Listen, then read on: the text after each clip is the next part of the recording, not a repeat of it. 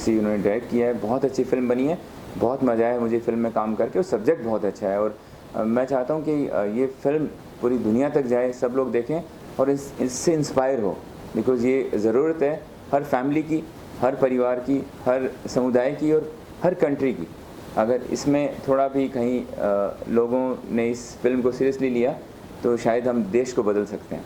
Sir, एक इसमें आपने बेटी बचाओ बेटी पढ़ाओ अभियान के तहत जो प्रधानमंत्री जी का जो एक मैसेज है आपने इस फिल्म के माध्यम से दिया है कि बेटी को हम कैसे सुरक्षित रख सकते हैं, तो सर इसके बारे में आपको क्या है? देखो, मैं पॉलिटिकल स्टेटमेंट नहीं दूंगा। डेफिनेटली हमारे देश के माननीय प्रधानमंत्री जी का ये अनाउंसमेंट है कि बेटी बचाओ बेटी पढ़ाओ, और ये फिल्म भी कहीं ना कहीं वैसी है कि बेटी पे ध्यान दिया जाना चाहिए और बेटियों को ज़्यादा एडुकेट करना चाहिए। तो एजुकेशन के लिए ये फिल्म है और सभी कंट्री में है ये चीज़ें।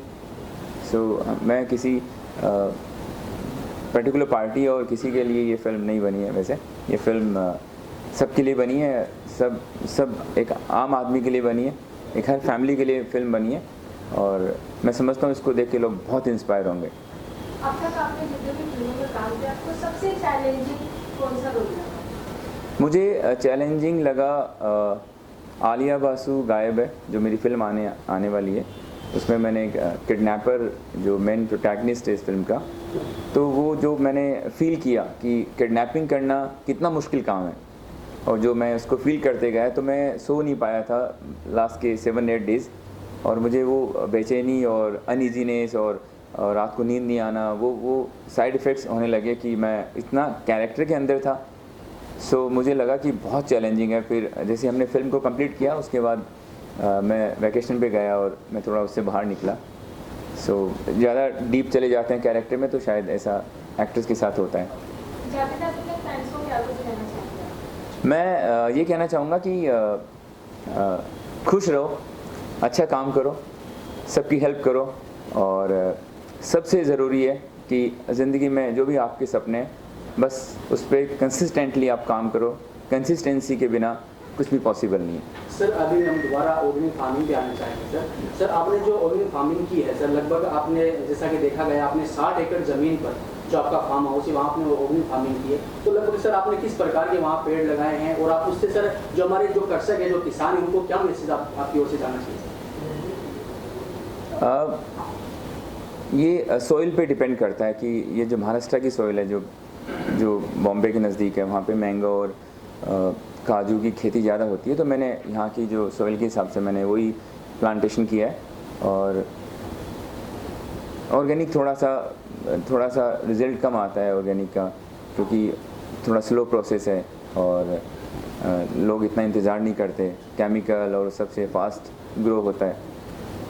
मैं तो सबसे यही कहूँगा कि हमें फ्यूचर देखना चाहिए, लोगों की हेल्थ को देखना चाहिए और ऑर्गेनिक को अपनाना चाहिए।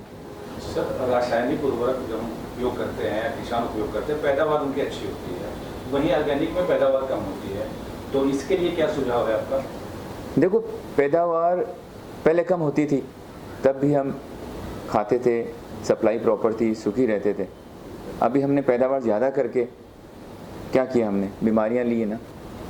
तो मैं चाहता हूँ कि पैदावार ज़्यादा का ध्यान नहीं दें और शुद्धता पे ध्यान दें, प्योरिटी पे ध्यान दें और ऑर्गेनिक को समझें और उसका इस्तेमाल ज़्यादा करें। और सर यहाँ पे जैसे कि आप प्रकृति प्रेमी हैं, आपने जैसा कि देखा गया आपके फैंस भी आपको जो फॉलो करने वाले हैं, आप अपना जो ज़्यादा टाइम अपना फार्म हाउस में लगाते हैं और अभी क्या बरसात का समय है, आप काफ़ी पेड़ भी आपने खुद भी अपने हाथों से लगाए हैं, तो सर इसके बारे में क्योंकि ग्लोबल वार्मिंग हो ज़्यादा है, जो पर्यावरण है वो प्रदूषित हो रहा है, तो उसके बारे में आपको क्या कहना है? मैंने मियावाकी कॉन्सेप्ट से एक Miyawaki is a concept to plant the trees. मैंने एक मियावाकी कॉन्सेप्ट को अडोप्ट किया है और उससे मैंने एक फॉरेस्ट क्रिएट किया है। Forest in the sense like 22,000 मैंने ट्रीज़ प्लांट किए हैं all over my land in Lonavala as well Wada district Palghar. वहाँ पे और ये मियावाकी से क्या होता है, फास्ट ग्रो करते हैं ट्रीज़, उसका एक कॉन्सेप्ट है प्लांटिंग का, तो वो अच्छा है ग्लोबल वार्मिंग के लिए। ये आपने सही कहा कि लोग पेड़ काट रहे हैं, तो मुझे नेचर बहुत पसंद है, इसलिए मैं पेड़ लगा रहा हूँ। सबको लगाना चाहिए, क्योंकि हम तो हमारी तो एक एक्सपायरी डेट है, लेकिन ये जो प्लांट हमने जो लगाया है तो वो हमसे ज़्यादा लंबे टाइम तक रहने वाला है इस दुनिया में, इस धरती पे। तो हमें तो एक सर्टेन टाइम के बाद चले जाना है, बट प्लांट तो हमारे लगाए हुए हमेशा हमेशा के लिए रहेंगे।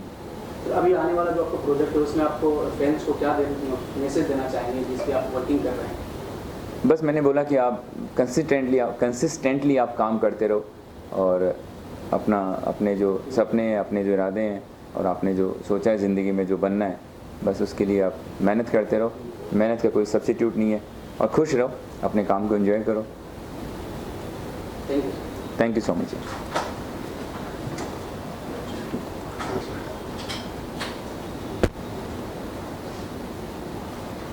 तो हम बात करें आईपीएल ग्रुप से करेंगे सर, आपका क्या मोटिव है, आप किस क्षेत्र में काम कर रहे हैं?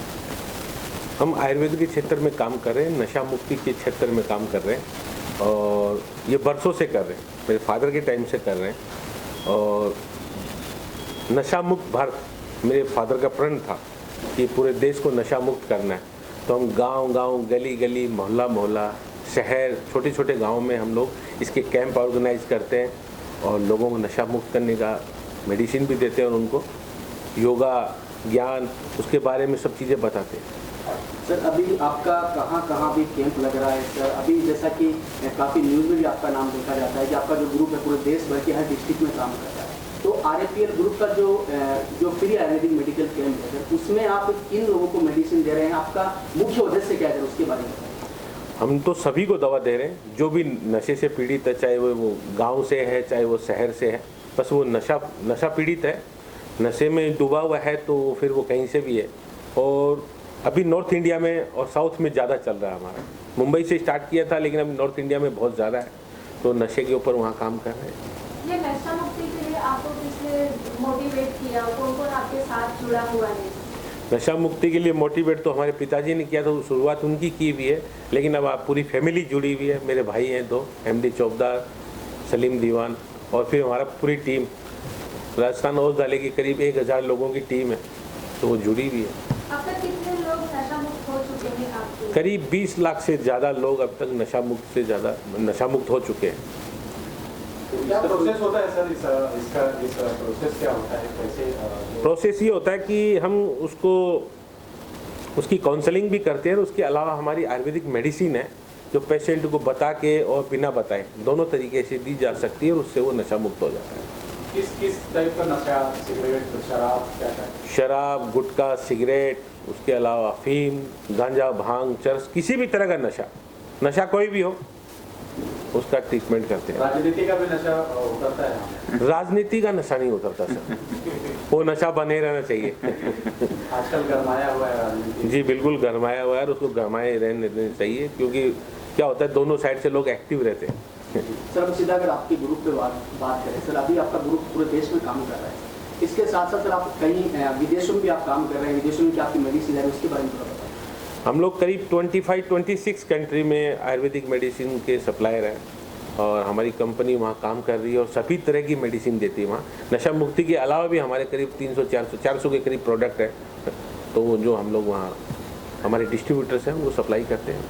सर आप सामाजिक कई संस्थाओं से भी जुड़े हुए हो और आप समाज को एक नई दिशा से जोड़ने का काम कर रहे हो, तो सर अभी आप वैसे मारवाड़ से आते हो सर, तो अभी आप मारवाड़ में भी काफ़ी अच्छा काम कर रहे हो, और आपके जो पिताजी थे उनके जो सपने हैं उनको आप पूरा कर रहे हो, तो सर आप उस पर क्या आपके ख्याल है, आपके क्या विचार है? देखिए ऐसा है, एक कहावत है, जहाँ न जाए गाड़ी वहाँ जाए मारवाड़ी।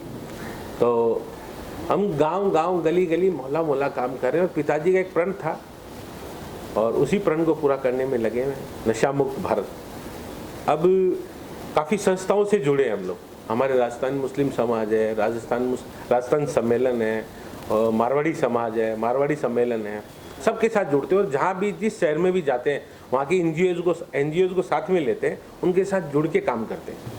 तो इसके साथ ही अभी आपका एक प्रोडक्शन हाउस भी है सर, ये पिक्चर के नाम से, तो अभी कौन से प्रोजेक्ट पे आपका काम चल रहा है, तो उसके बारे में थोड़ा सा बताएं। हमारी 2 फिल्म रेडी है, और 2-3 फिल्मों पर भी स्क्रिप्ट पे काम चल रहा है, बाकी 2 फिल्म रेडी है, बस रिलीज पर है।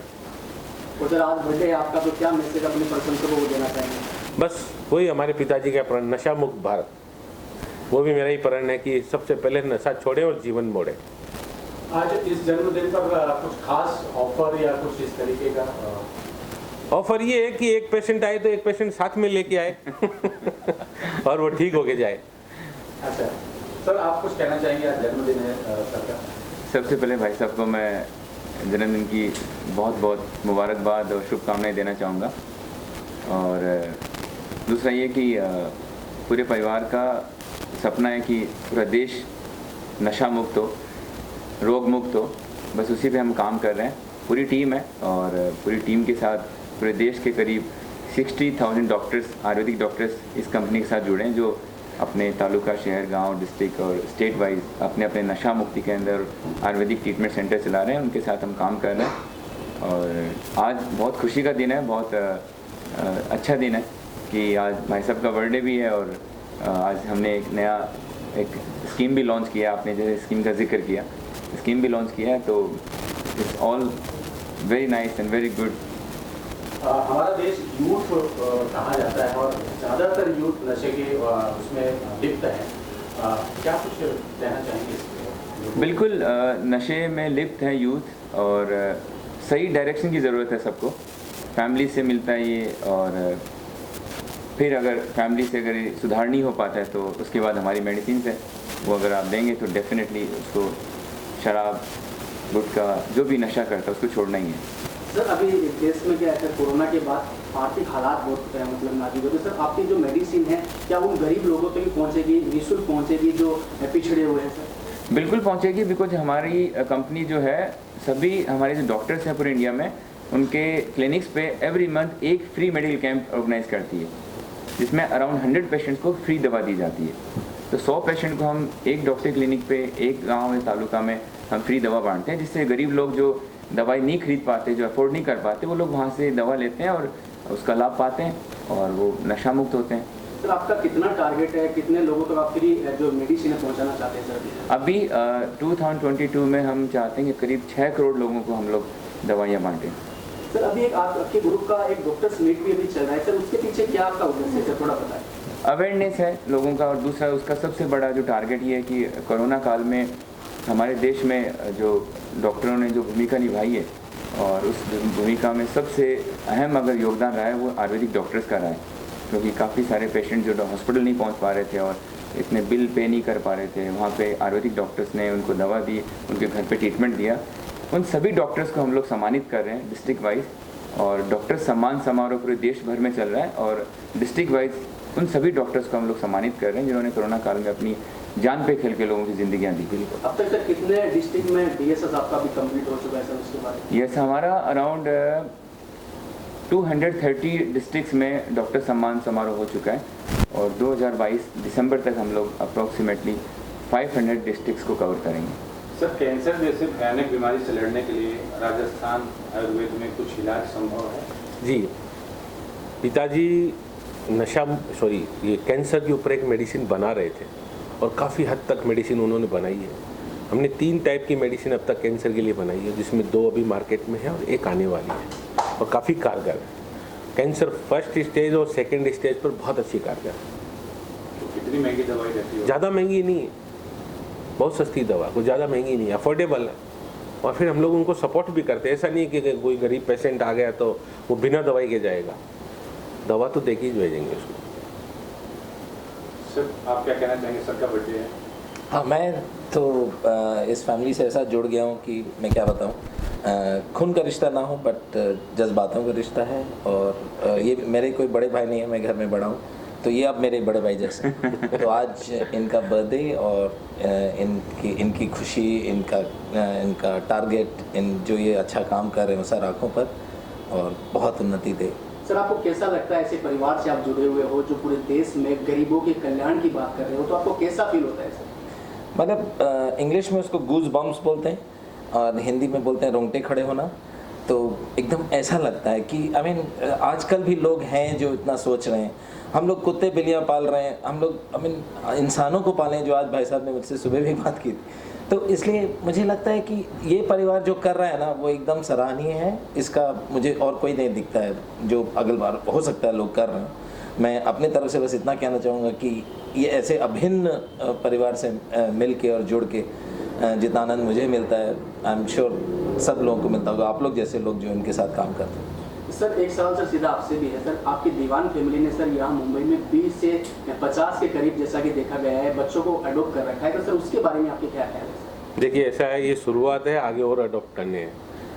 मैं आज सुबह इनको बता रहा था कि कंट्री में लोग अच्छे अच्छे घोड़े पाल रहे हैं, पता नहीं कैसे कैसे पेट्स पाल रहे हैं। जब तक कंट्री सक्षम नहीं हो जाती तब तक हम लोग एक दूसरे के इंसान पाल लें, और बच्चे अडॉप्ट किए हुए उनकी फुल एजुकेशन हमारी रहेगी। एजुकेशन, फूड एंड लिविंग, उसका रहना खाना जीना सब कुछ हमारे साथ रहेगा। जब वो अपने पैरों पे खड़े हो जाएंगे तो शादियां करें, आगे बढ़े। तो सर इसको कौन से फाउंडेशन से आपने जोड़ा है? डॉक्टर सलाउद्दीन चौधरी फाउंडेशन से इनको जोड़ा है। डैडी के नाम से फाउंडेशन है, डॉक्टर सलाउद्दीन चौधरी फाउंडेशन, और उसी फाउंडेशन के अंतर्गत ये सब काम हो रहा है। और आगे भी काफ़ी सारे प्लान्स हैं जो ये फाउंडेशन करेगी, और जो टाइम पे हम डेफिनेटली अनाउंस करेंगे। आगे यूनिवर्सिटी का प्लान है बच्चों के लिए, मेडिकल कॉलेज का प्लान है जिसके अंदर सभी तरह के बच्चे, जो भी बच्चे जो सक्षम है, जो पैसे के अभाव में एजुकेशन नहीं पा रहे हैं, उनकी पूरी हेल्प करेंगे। Thank you sir. Thank you. Thank you.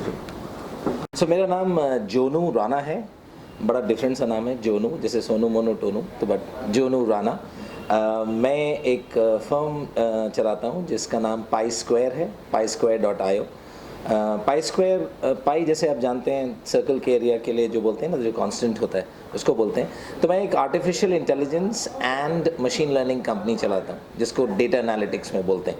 तो मैं ज़्यादातर हमारे क्लाइंट्स हैं डेल, हमारे क्लाइंट्स हैं कैपिटा, हमारे क्लाइंट्स हैं सब बड़ी बड़ी कंपनियां हैं, Bajaj Allianz, ICICI Prudential and so on so forth. So ये कंपनियां हमारे करीब 45 पीपल हैं अक्रॉस इंडिया। आप जानते हैं टेक्नोलॉजी कंपनीज में ज़्यादा लोग नहीं होते, तो वी आर अ स्टार्टअप। हम 2018 में हमने स्टार्ट किया था। We are in our 4th year right now and we are dealing with large companies.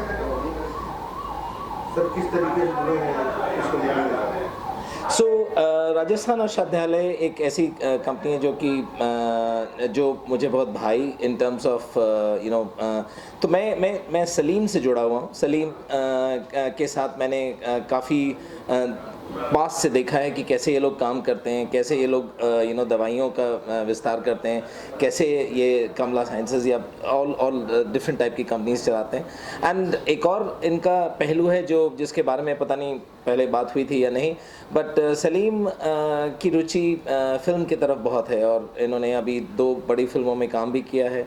एक फिल्म अभी आने वाली है, और हम लोग अभी देख रहे हैं कि सलीम और बड़ी बड़े बैनर्स के साथ जाएं और बड़ी पिक्चरें करें। फ़िलहाल रिहैब पिक्चर्स का प्रोडक्शन पूरा यहीं पे होता है, तो मैं उनके साथ जुड़ा हुआ हूँ एज अ थिंक टैंक, जैसे जो थिंक टैंक या थॉट लीडर्स बोलते हैं, तो उस एंगल से जुड़ा हुआ हूँ, क्योंकि मैंने पहले फिल्में काफ़ी क्रिटिक की हैं, मैं काफ़ी क्रिटिक जैसा लिखता था। तो फिल्म को भी क्रिटिक करेंगे आप? हाँ एकदम करेंगे। ये तो अपने दोस्त की फिल्म है, और कंस्ट्रक्टिव क्रिटिसिज्म, मतलब सो दैट देखिए त्रुटि हर में होती है, चाहे वो अमिताभ बच्चन हो, चाहे वो सलीम दीवान हो, लेकिन बताने के लिए उनको बताना पड़ता है कि ये कहाँ वो गलत जा रहे हैं और कहाँ वो इम्प्रूव कर सकते हैं, बिकॉज इम्प्रूवमेंट तो यू नो लाइफ का एक मेजर एस्पेक्ट है ना। Thank you sir. Thank you.